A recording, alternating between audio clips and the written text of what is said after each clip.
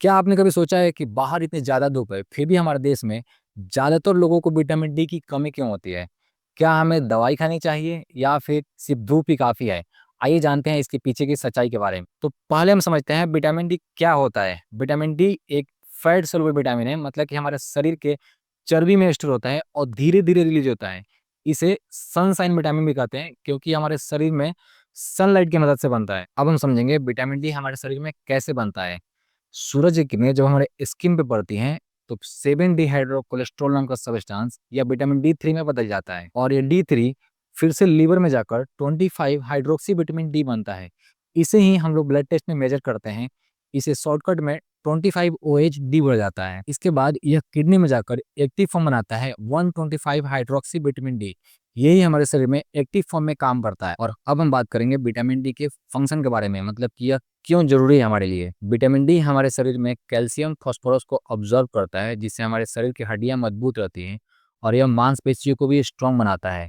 और vitamin D immune system को strong करता है, जिससे हमें इन्फेक्शन या फिर किसी ऑटो इम्यून डिजीज़ की प्रॉब्लम नहीं होती है।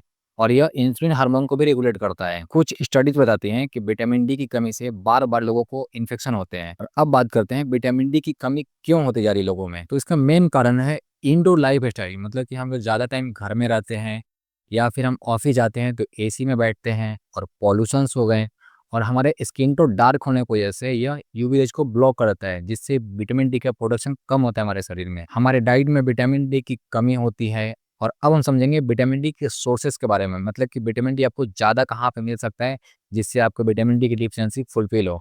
तो सबसे नेचुरल और बेस्ट रहेगा कि आप मॉर्निंग में उठें और थोड़ा वॉकिंग करें। जैसे कि सनलाइट आपके स्किन पे पड़ेगी तो विटामिन डी एक्टिवेट होंगे और प्रॉपर तरीके से फंक्शन करेंगे। और आप चाहें तो फूड में फिश, एग, दूध, दही ये सब ले सकते हैं। इसमें विटामिन डी हाई रिच रहता है, ये अच्छा रहता है। और अब हम समझते हैं विटामिन डी की जाँच कैसे कराएँ।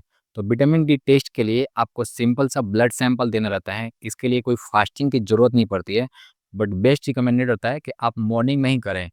इसका रिपोर्ट जनरली आपको सेम डे ही मिल जाता है। और अब टेस्ट के बाद अगर आपका विटामिन डी लो आता है या फिर ज़्यादा कम है, तो आप अपने नज़दीकी डॉक्टर से एडवाइस ले सकते हैं इसके बारे में।